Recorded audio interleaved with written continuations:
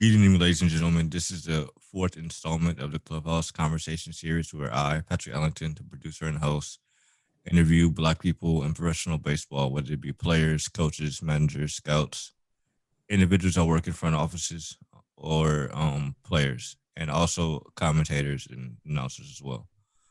Today I have Randy Wilkins, a filmmaker and writer from the Bronx, New York. He's won 3 Emmys. He's had multiple placements on ESPN and um, major other major entities and media. He went to school for English and does sports media, and also has his own independent blog where he covers the New York Yankees, his favorite team.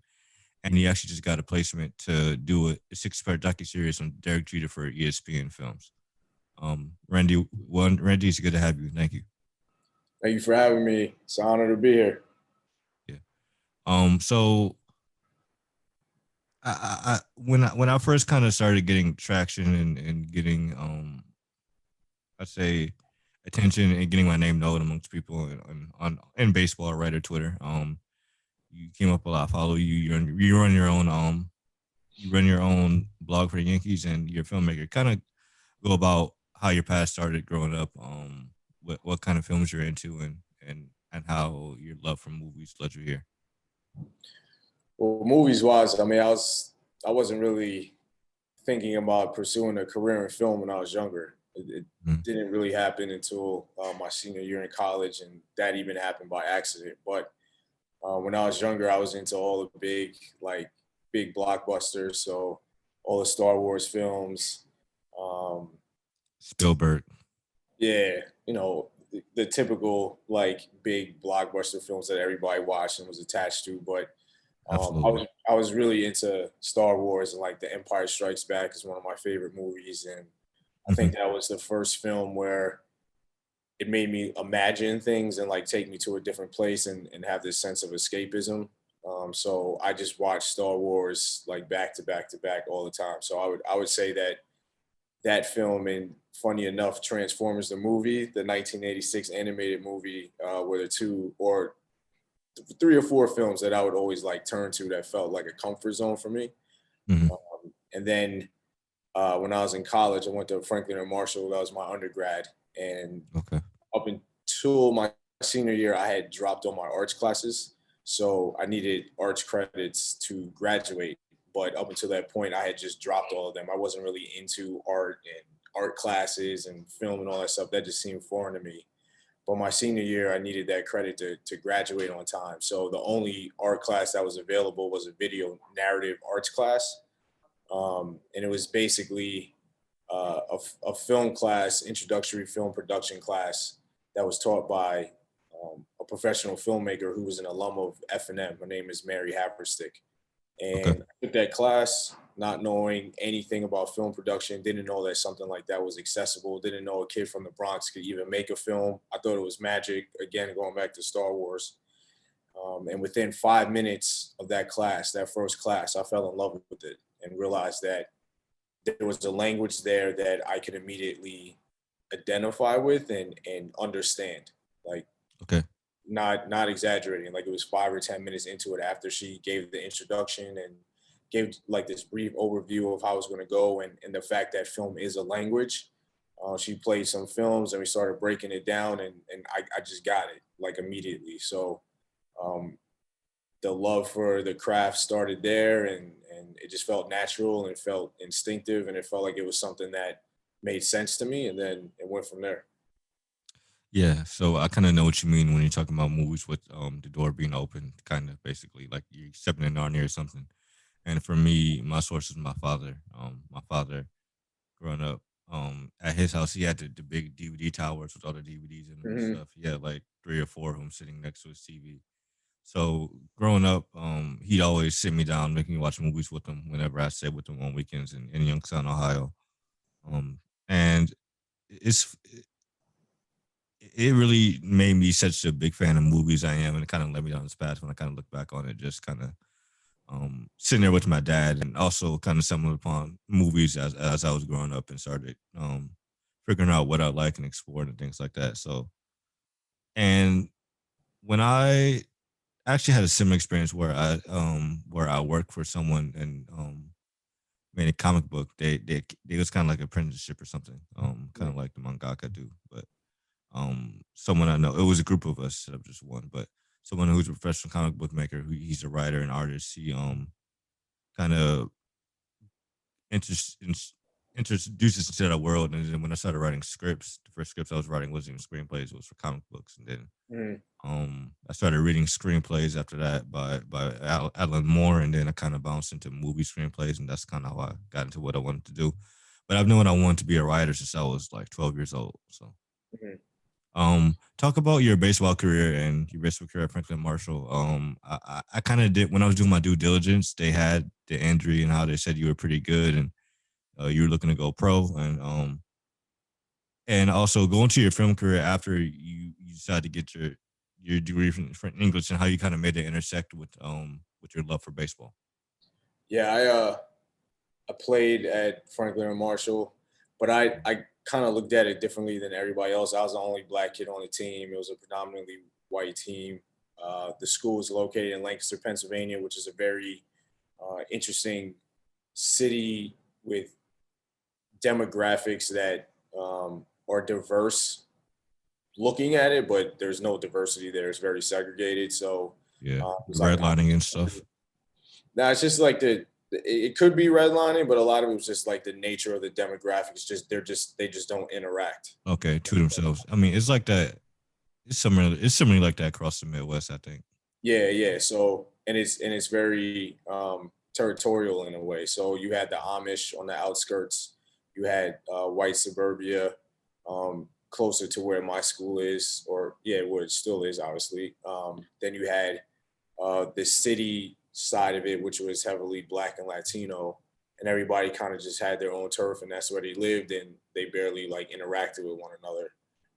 So I was the only black kid on the baseball team, and for me, I kind of used the baseball team as a way to get ready for my travel team back in the Bronx. So, um, I trained 5 hours a day, couple hours personal, individual workouts, and then we would have team workouts. We would play.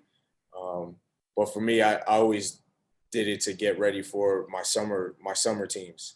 Okay, Um, like and college ball, summer college ball. yeah, yeah, and then just like American Legion for a while and all that stuff. So I was on a team in the Bronx called the Bronx Cobras, and we went to a big tournament. I played pretty well there, and Hmm. was invited to a tryout for the Kansas City Royals between my junior and senior year.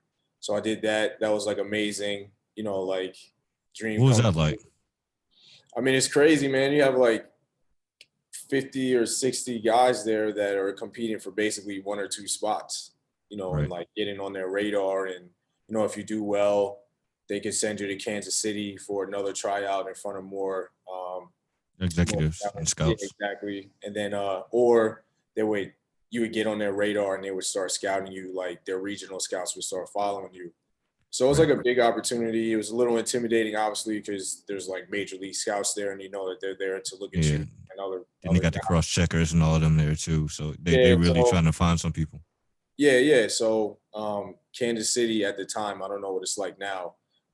They had a heavy strong presence in New York and the Bronx, just with their like area scouts, regional Hmm. scouts. So yeah, it was awesome. They give you a number, they assigned you a number, they give you the card, then you do the like 260-yard dashes, and I was an outfielder, so you did the throws to third and all that stuff, and you would hit.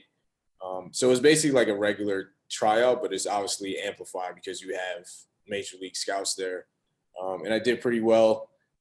I did something real stupid though, and this came with inexperience, and I think just being nervous that day or that night and early morning it rained. Hmm. And the tryout was at Dewey Clinton High School in the Bronx, and they had two fields. They have a grass field, and I didn't know this at the time, but they also had a turf field.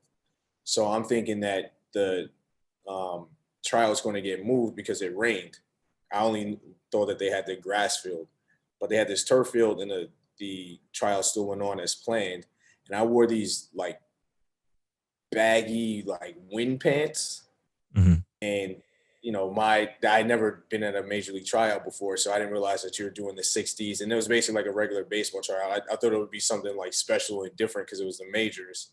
But they did the 60s, and I'm still wearing these pants. And my boy had told me you should probably change into your baseball pants so you don't have any issues when you run.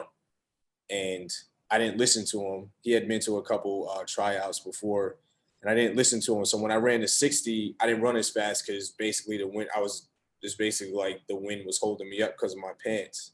Right. So before I blew my knee out, I was like super fast, like elite fast. And it didn't necessarily register in this tryout because I was an idiot.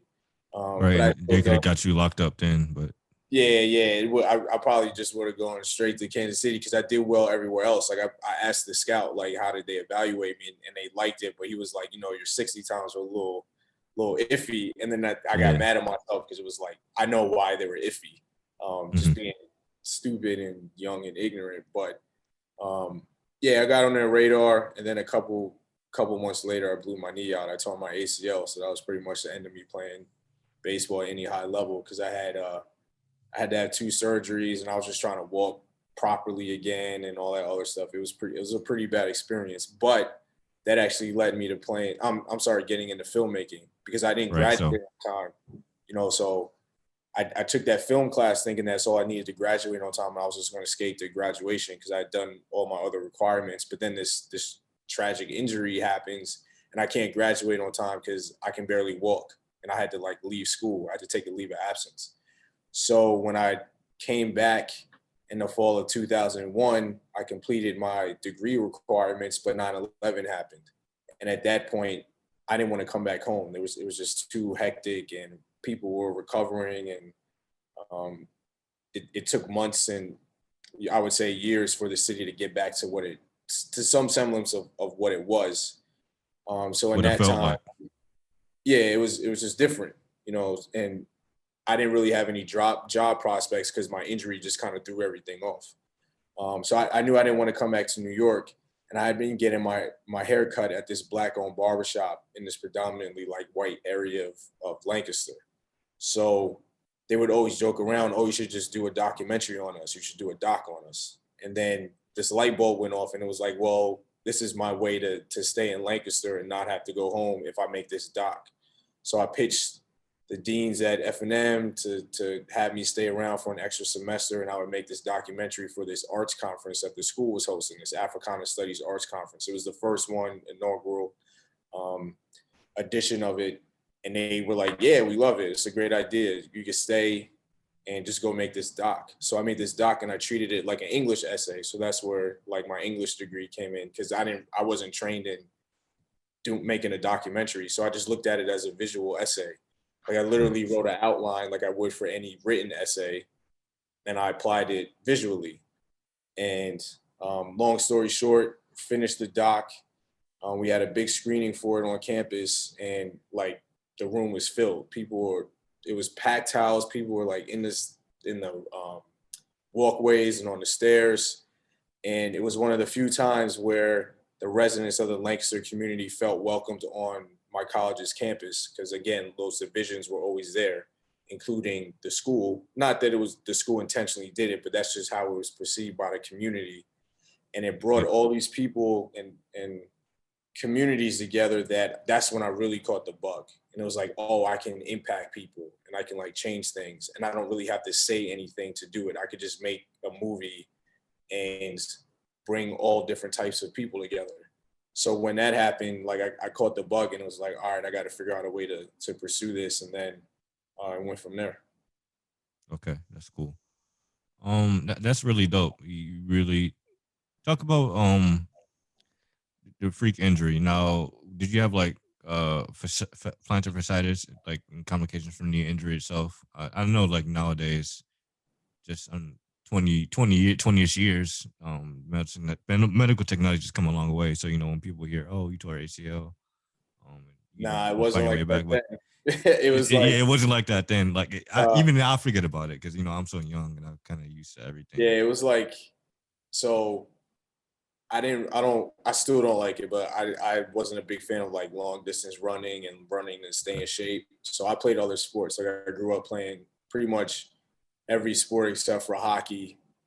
And the way I stayed in shape was just playing other sports. And I would play a lot of basketball. So when I came back to school, I was playing basketball, took the wrong step, and I blew my knee out. Like I tore my ACL right on the spot. And as soon as it happened, I knew something was wrong. Like you don't really feel pain like that unless it's something pretty significant. So yeah, I got hurt playing basketball. Looking back on it, you're like, why would you ever play basketball if you have a chance to play baseball? But It it was didn't different matter. like that back then. Yeah, it was like It you was just played different like that back sports. then. Yeah, yeah, Yeah, and you just love playing sports.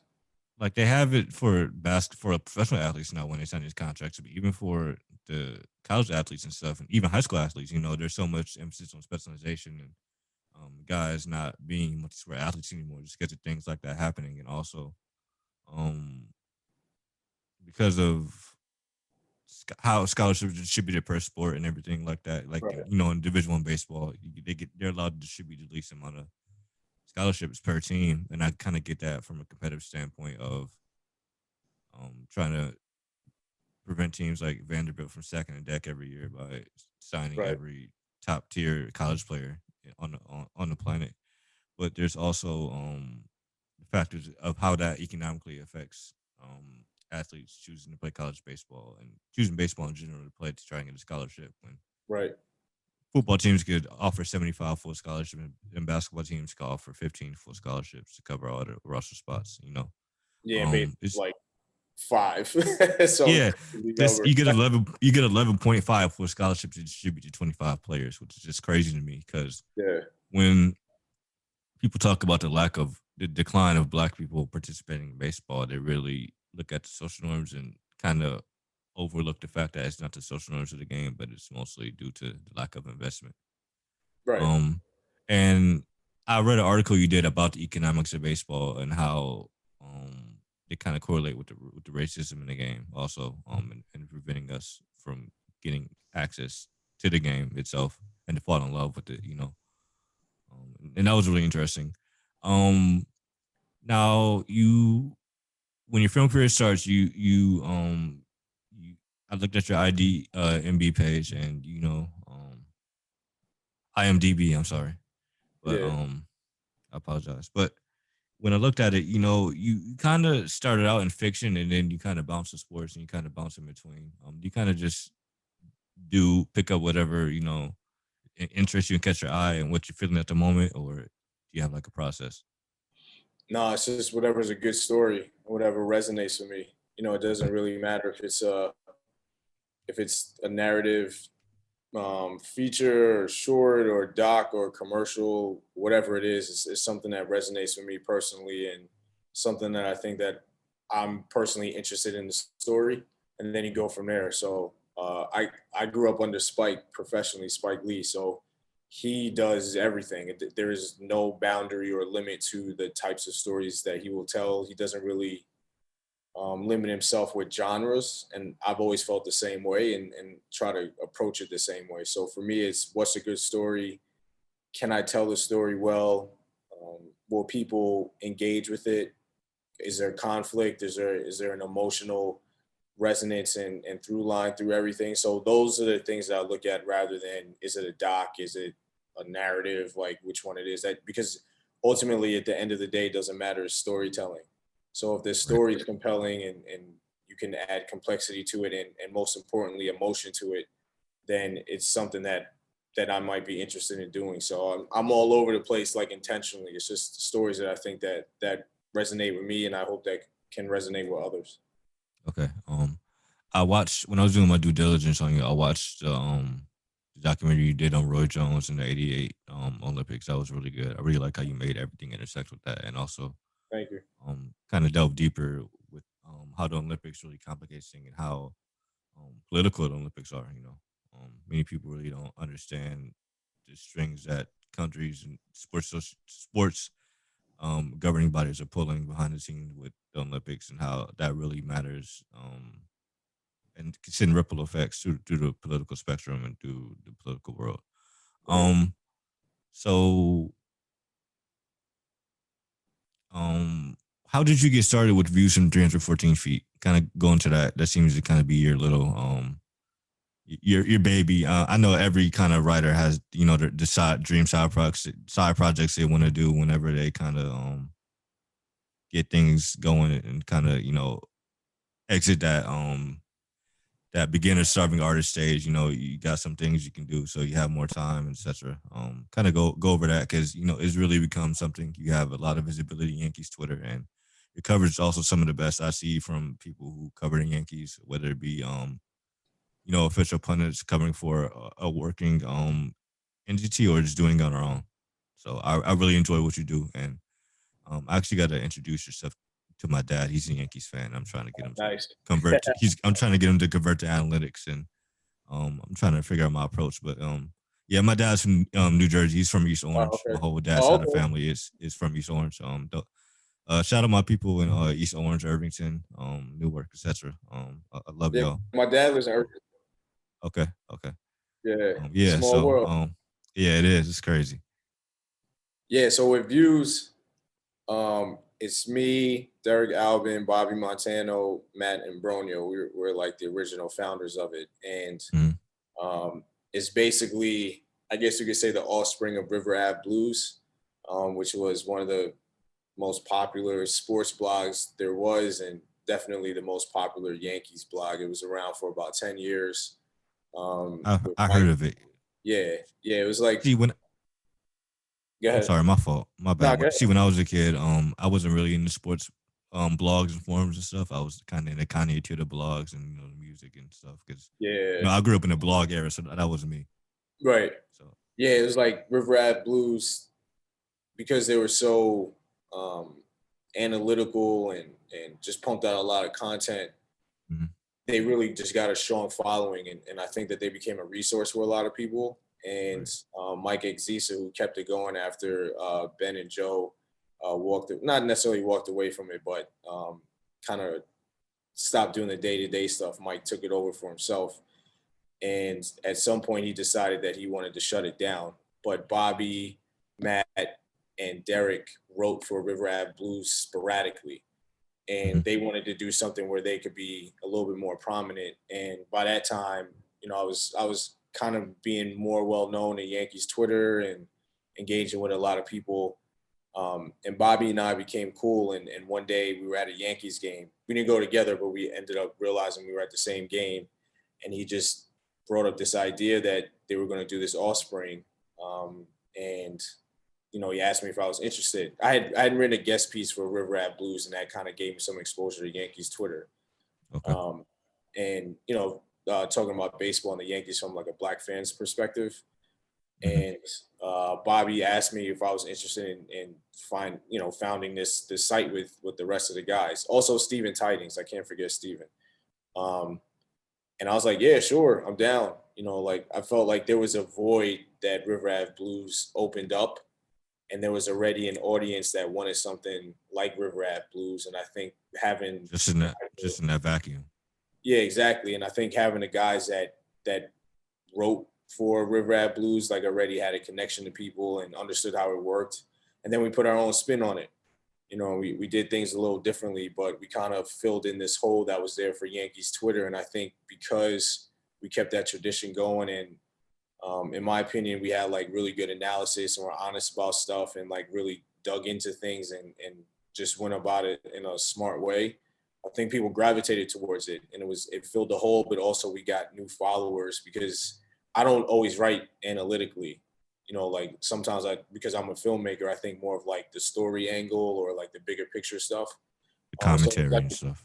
yeah, and it's just like a nice mix of voices that combine to like make it a robust site. And I think a lot of people gravitate towards it. And we're active on Yankees Twitter and baseball Twitter and all that stuff too. So we were visible, and I think having us become a resource for some of the Yankees media and like the beat writers that helped us as well. So um, it's definitely like something that I enjoy doing. I don't do it as much as I would like to because I'm a little busy, but um, like being able to have a site where I can just delve into certain things or learn things from my fellow writers is great. And yeah, it really took off. Like we get a lot of respect from a lot of people, and I appreciate it. Yeah. So how'd you connect with the people are baseball perspectives. Shout out to them, by the way. They are very good people, all of them. Yeah, it was just And same thing with how views came about and how like I started uh, hooking up with people. I think it was just being outspoken on Twitter and saying how I felt about stuff and not coming across as a jerk or being dismissive, but being honest about how I saw things. And I think the Twitter thread that I wrote last year about Major League Baseball's slow response to the George Floyd murder and yeah, that um, really catapulted you. I remember that. yeah, and like Jeff really, Passan did an article on that too. yeah. And just talking about how baseball doesn't acknowledge its own systemic racism within its own Mhm. industry and within its own sport, or their corner of the sport, just felt like hypocritical to me and missed the point. So I think when that happened, like a lot of people just started paying more attention to what I was saying, and um, yeah, it went from there. And they asked me to write for the annual, which was a great honor for me. And um, yeah, I think it was just a combination of stuff and having a voice and having a perspective and not being afraid to share that. Being respectful and understanding other people have different perspectives, but not being afraid to put mine out there and basically talking about how I see things. Okay, that makes sense. That makes a lot of sense. Just to kind of you brought up what was I gonna say? You brought up the race, the roundtables about race and everything MLB was doing last year. It was interesting because whenever the topic of race comes with baseball, the only individuals that really see the voices get heard are Black Americans. It's interesting because um baseball features Black people from throughout the diaspora. You got the Afro Latinos, you got the Afro Caribbeans in the game. Now you have African players as well getting into the game of baseball.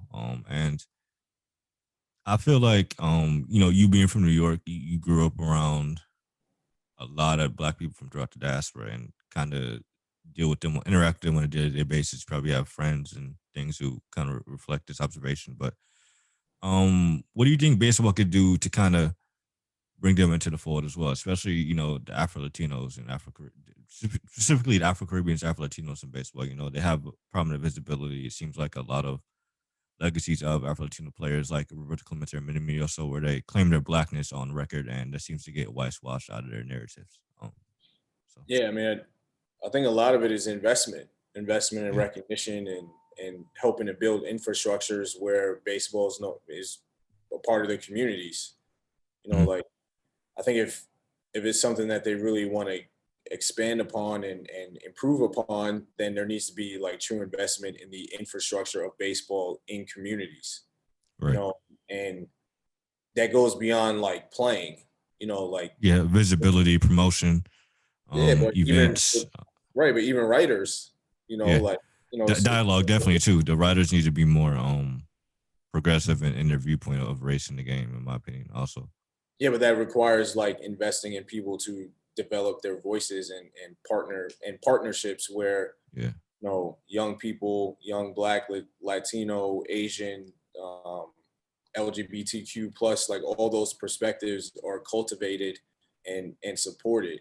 So like when I talk about infrastructure, it's not just, I mean, obviously that's for the game itself and the on-field right, stuff, but Major League Baseball is an entertainment industry that has so many dynamics to it, and not everybody can play Major League Baseball, but they can be a right, part of Major League Baseball in some form or fashion.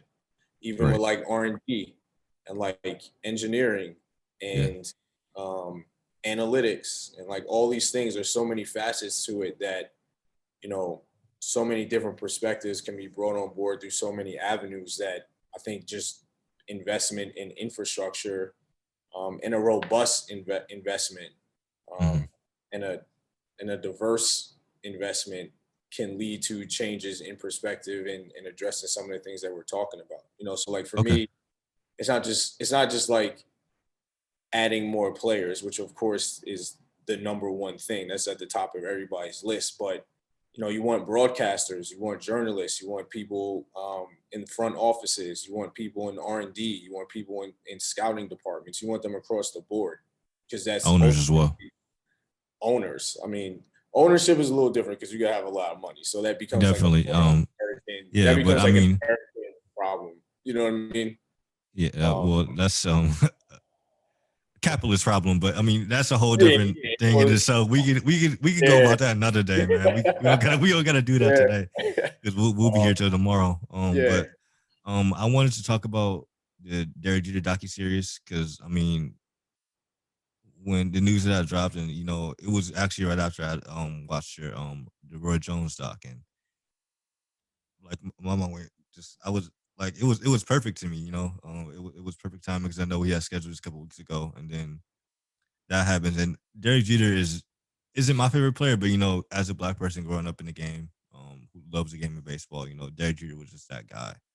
And then growing up with my dad, who's a Yankees fan, my first memories of watching baseball on TV were just clips of him and the rest of the core four and the rest of those late '90s, early 2000s teams. Because I was born in 1998, so Oh, I okay. was kind of Great year for the my, Yankees. yeah, my no, I wasn't really a Yankees fan, but my introduction to baseball was in the midst of Jeter at his peak, in my Hmm. opinion. And then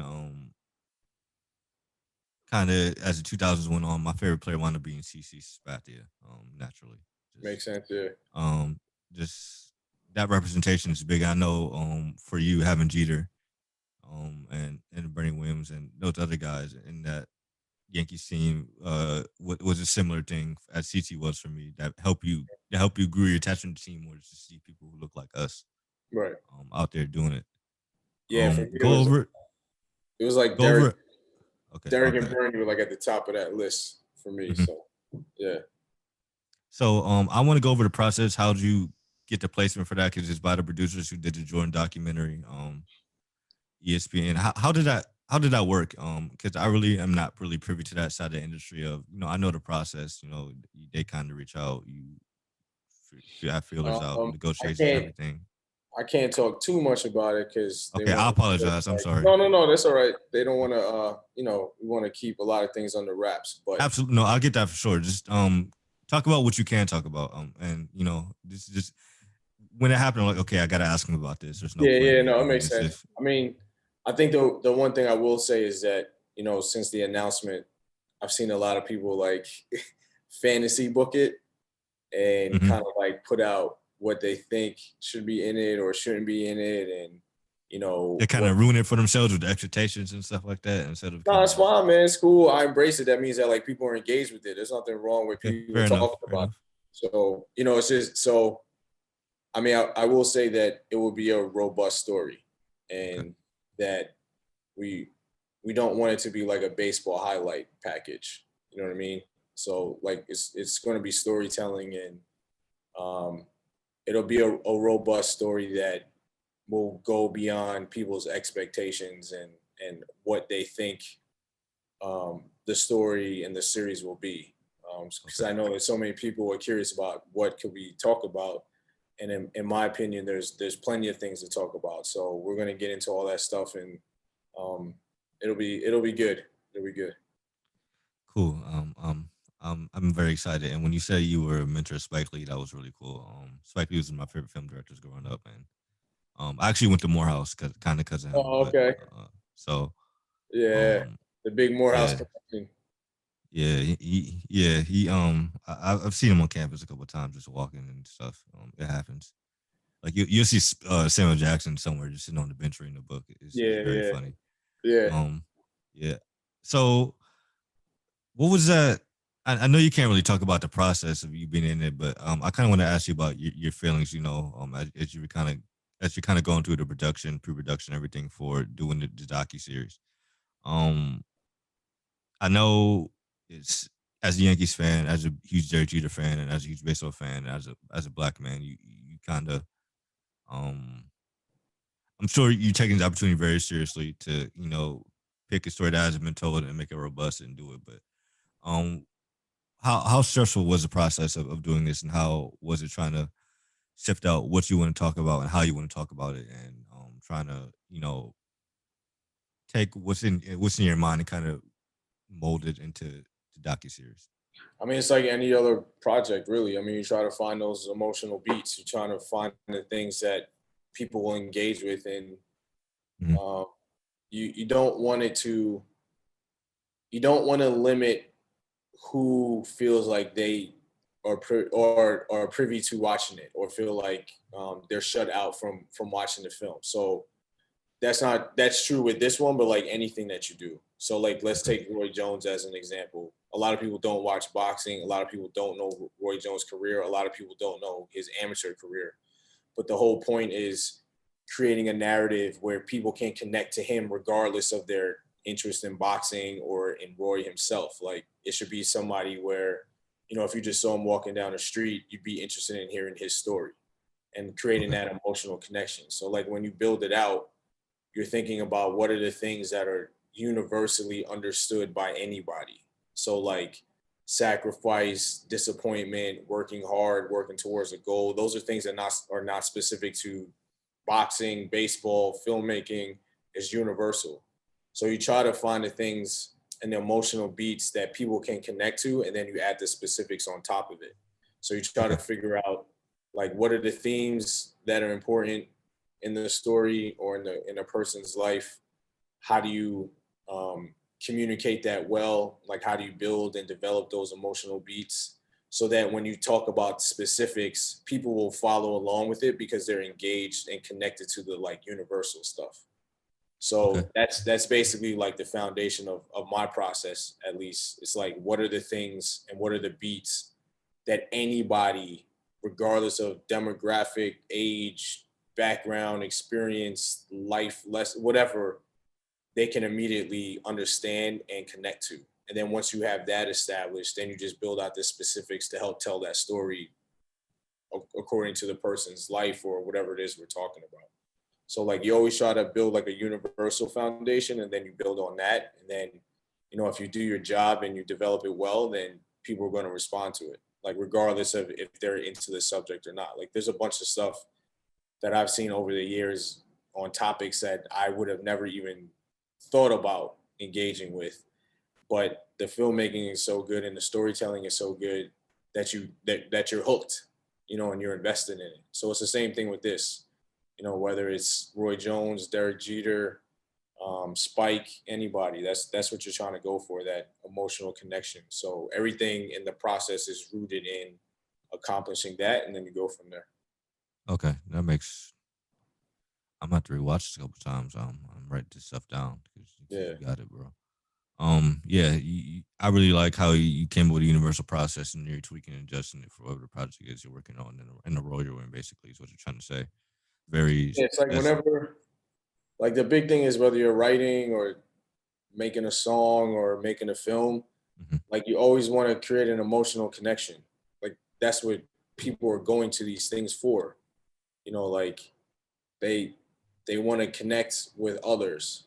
As they might be feeling sad one day and then happy the next, or whatever emotions people are feeling, they will watch a movie, they will listen to a song, they'll read a book, they'll watch a TV show because they are ultimately looking for an emotional connection to something. So that's what drives everything. When you listen to a song, it evokes certain feelings or memories. When you watch a movie, it could do the same thing. So for me, successful filmmaking is when you can establish that emotional connection between your characters and your writing and your cinematography, the whole package, with an audience that is willing to watch and is like giving you a chance to engage with them. So if you're not doing that in some form or fashion, then you're probably not, something's wrong with the craftsmanship of it. You know what I mean? So if that's not, for me, if it's not, if the emotional resonance and emotional beats are not the foundation of what I'm trying to tell, then I'm not doing something right, or it's not the right story to tell at that time or just at any point. So yeah, to me, that's the driving force. Like people have to feel something. And if they don't feel something, then you probably didn't do your job as well as you could. Okay. I really love the in-depth explanations you're giving on everything you're doing right now. I really appreciate this a lot. Okay. Next question that I want to ask you is, what you worked on the Baseball Perspectives 2021 book, correct? Mm-hmm. Yeah. What was that like to have your something and to have your name on the byline, something so comprehensive and kind of revered and kind of amongst people who pay attention to baseball writing, and And besides your work at 314 feet, and in your work at River Blues, just kind of elaborate, the freelance work you've done on the writing side also, and everything that you gained from that experience in storytelling. Yeah, being in the BP annual was amazing. I mean, I've never been published before, so to see my name in a book along other great baseball writers, and I don't really consider myself like a baseball writer. Like I do it on the side. Hmm. Um, it's not my profession, but to have such a great entity like Baseball Perspectives value my voice and respect my perspective to the point where they wanted me to be a part of their like crown jewel publication meant a lot. And I took that very seriously and I understood the responsibility of it. And, I'm representing like New York Yankees fandom in a way. So to me, that was very important. It's such a diverse and large group with a whole bunch of opinions and perspectives that I thought it was important to hit on things that kind of captured how people felt after the 2020 season and what in my opinion the Yankees are missing to like just break through to like win that championship. um, so yeah, it was a great honor, and I still can't believe that I was published. If you told me that a couple years ago, I would have laughed at you and been like, I don't even see how that could possibly happen. um, but beyond that, I think most of my writing has just been for views from 314 and just talking a lot on Twitter, and just Okay. engaging with people. So, um, I think having a blog and just having something that's ours and like easily accessible um, is the best thing because we own it. You know what I mean? Right. It's like I could just, if I wanted to say something, I could just go to my own site and just write it. There's no limits on what we talk about when it comes to the Yankees, and we try to be engaging and try to have a perspective. So I never really felt the need, unless I was asked, I never really felt the need to like go beyond the blog because it was just there. And I feel confident enough in my writing that, you know, it would attract the right people, and that seemed to have worked because I did something for Baseball Perspective. So um, yeah, I mean it's just an honor, to be able to do this and have really well respected publications and editors and writers read my work. So it's like very humbling, and I appreciate it. Okay. Cool. So what are your thoughts on the 2021 season so far? They got to change the baseballs. Yeah, I agree. Those It's like, baseballs are I mean, I know what they were trying to do, but it's not working. You know what I mean? they. Like, It's like they clearly don't know what they're doing, or the department they have is not large enough, or the people they have messing fucking with the baseballs just aren't good enough.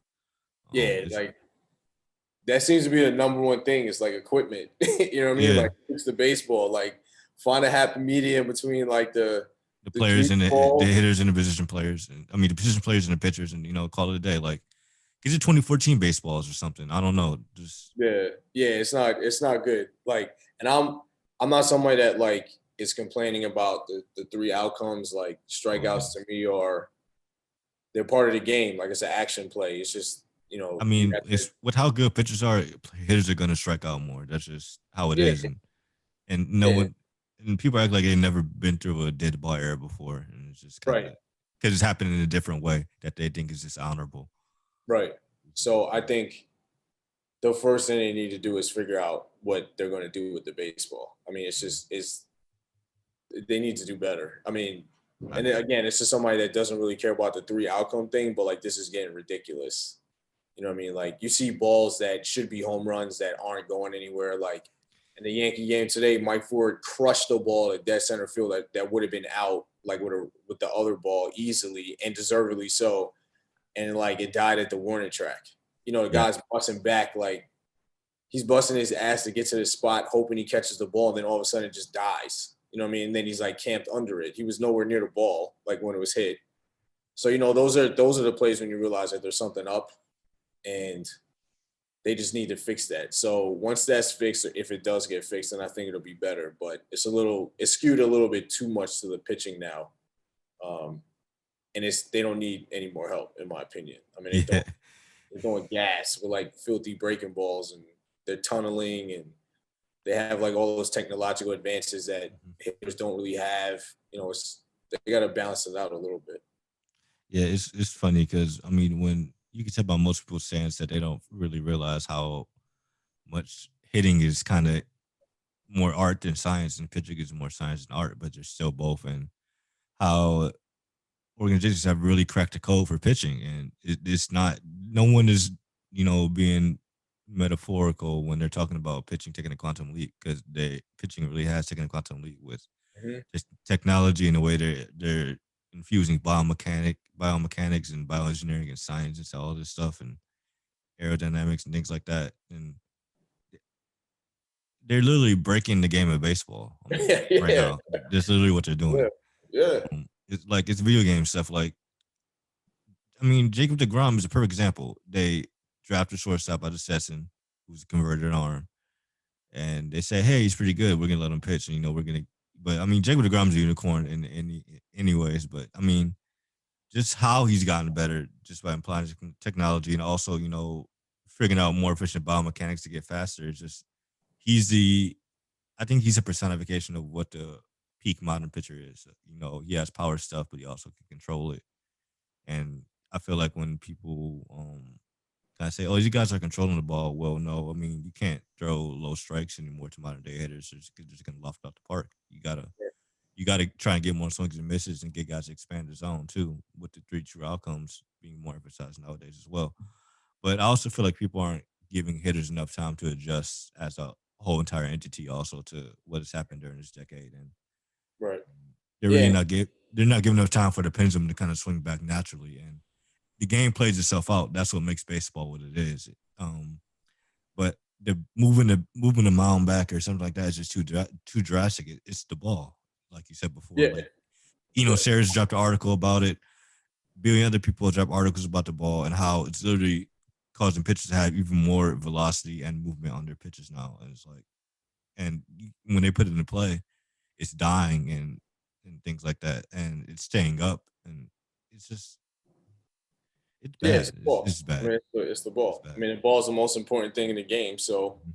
you know, I Yep. mean, And pitchers they could change the grip it better ball. too, so it has thicker laces. So Right. Yeah. I mean, there's so many things, but it all comes back to the ball. I mean, it's like it sounds simple, but, and also with hitters, there's also many options that they have to like combat good pitching. mhm. You know what I mean? Like they're, they can't manipulate the bat the way that a pitcher can manipulate the ball. So, I mean, you're already behind the eight ball. Right. I So mean, like they crack the code, like you mentioned, it's just harder to hit. I mean, they only have so many options, and those options are limited compared to what pitchers could do. right. And people really don't realize that even the best hitters in the history of baseball are still failing 60% of the time Right. on a really really good year. And just it's very annoying in narratives that people are driving to kind of skew hitters as incompetent, because it's just very unhealthy for the game Yeah. when people aren't really just they, baseball fans don't really know what they want, and Major League Baseball doesn't really know what it wants either. And ultimately, that needs to change as well. That's just an extremely important factor, because every time something happens, they kind of move the goalposts to something else. Well, how do you want a faster game and a faster pace of play, but you want more action? I Right. mean, But the other thing it's too is there's one thing that like a lot of people don't realize or don't acknowledge, even though they know that it's happening. Baseball is the only sport where the defense has control of the ball. right. So it's an And they have a anomaly. scout report of the hitters. Right. But I mean, but like in a very basic, simple form. No, yeah, definitely. But I mean, just defense controls the game. I mean, in baseball. Yeah, exactly. Because they have the ball. Yeah. So, it's never when the defense has figured out how to maximize its own potential, the offense is going to suffer naturally. I mean, there's nothing you could do about it. The offense isn't in possession of the ball. If you look at basketball, hockey, soccer, football, the offense has the ball, and they're always more apt to control the game because they literally have the ball in their hands. It's the opposite with baseball, or the inverse with baseball. So if you do it where like the equipment doesn't help out the offense or like the technology doesn't help out the offense, you're going to get what we have now. Right. So it's like at some point you have to like make an adjustment to balance out the nature of the game, which is that the defense controls the game. I mean, just naturally. I mean, that's where the ball lies. So a lot of people don't acknowledge that or think of it that way. And they're always talking about, oh, well, how can we change the game? And it's like, well, you only have limited options because the defense has the ball. I mean, Right. that's just what it's going to be. It's never going to like be something Wrong with the hitters. I mean, yeah, unless it's something like really odd, but at the same time, we really can never. I don't think we should ever be able to say it's the hitter's fault instead of it's no, the pitcher's just getting better and the pitcher's having a ball that benefits them greatly. yes. So, I It's mean, set up to benefit pitchers, not yeah, hitters. right. And yeah, it's just the social norms of how the norms of hitting and pitching are viewed kind of are also kind of a bit worrying to me because just how skewed the old standards are and how analytics somehow become a scapegoat and all of this too and everything. Now I understand the cons of analytics for how it dehumanizes players and emphasizes production at the expense of character and other things like that. And there's been plenty of articles published about the corporatization of sports front offices has led to certain things, a correlation with certain things in sports and professional sports. Um, but there needs to be some time like olive branch extended to where we can get this stuff settled, just so we can get objective and reasonable coverage where people don't break out in hives when you use weighted runs created plus. Yeah, right. Yeah, I mean, I don't know how we're gonna get to that point. You know, it's so ingrained in people's minds now, and it makes the game more accessible. You know Mm-hmm. what I mean? Like The game inside the game, yeah. There's just so much information there to ingest, and when you know what they're talking about and how to get this, it makes you appreciate the game more because you're looking at it differently. You have right. more knowledge and depth on how things lead to certain things, and baseball is just such a chaotic game, and that's what makes it so beautiful. Just with how much repetition there is in it, but also how plays can be so different every time, and how we're still seeing pitchers do new things, we're seeing hitters do new things. We know the art and science thing, how the art comes into play with how we see different player profiles of guys that make it and play different roles. Like the glove first guys or the bat first guys, and even how they do that and everything like that. It's just so many ways for baseball to be accessible for individuals, and the accessibility is very limited and is ultimately ruining the sport as a whole because you're limiting the access. The gatekeeping for the sport right now is just awful, and so is Yeah, the yeah, promotion and things like that. yeah, yeah, for sure. So, if you had to, describe who you are and what you do right now, and that'll be what we close with. Randy Wilkins. If you had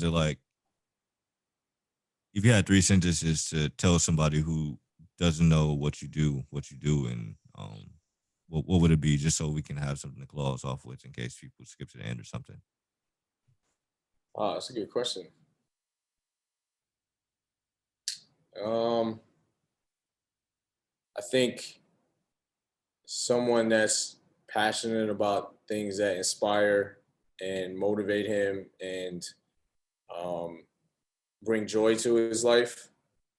Someone that isn't afraid to share his perspective, but does it with respect for other people's perspectives and understand that everything is done for both parties to grow and get better and make our communities better. So I think for me, it's important that we uplift one another and learn from one another and do things so like we're better people after our interactions in some form or fashion.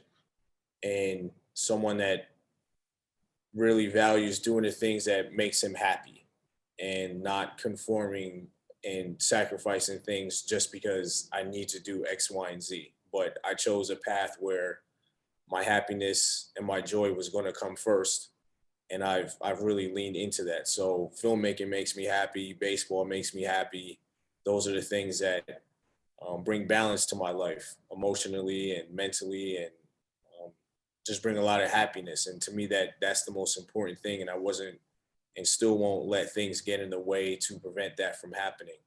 So for me, happiness comes first, and finding joy in the things that just make me feel good, and hopefully people will have the courage to do the same thing and have the bandwidth and the opportunities and space to do that. It's not easy to do that, and there's a risk involved, and sometimes there's other factors that prevent people from doing that. And I acknowledge it. Like I know it's not easy to do it, but I was very steadfast in achieving that and maintaining that, and I wasn't going to let anybody or anything stop me from experiencing that. So for me, you know, as we close, like that's the one thing that I want to leave with people is that I found my joy and I protect it, you know, and that comes through by being a filmmaker and loving baseball and talking about baseball. Those are the things that make me happy. So yeah, I think that's how I would describe myself. Okay. Thank you for coming to this interview, Randy. I really appreciate you doing this as myself who's kind of beginning to come into his own as a baseball writer and just trying to come into his own as a filmmaker. I really appreciate you doing that as a peer and bringing that knowledge to me and let me also give that to somebody else and also just tell your story as a black baseball writer and black filmmaker. And it was really great having you on, especially with everything you got going on right now. You're really someone I look up to as you kind of showed the blueprint of what I can do with what I could potentially do with my skill sets and what I want to do and how what you are doing is similar to what I want to do, how you're kind of balancing both things to make sure you give them the time and focus that they deserve in order for you to tell the best stories possible. So thank you. Yeah, man. My pleasure. Thank you for having me, and just keep doing it. Capable of doing whatever you want. So you just got to go after it and be fearless with it. So commit to it, enjoy it, and be fearless. Just go out and do it. Okay, cool. All right. I'm gonna end this meeting, you guys. This was the fourth installment of Clubhouse Conversation series with Randy Wilkins, filmmaker and baseball writer from the Bronx, New York.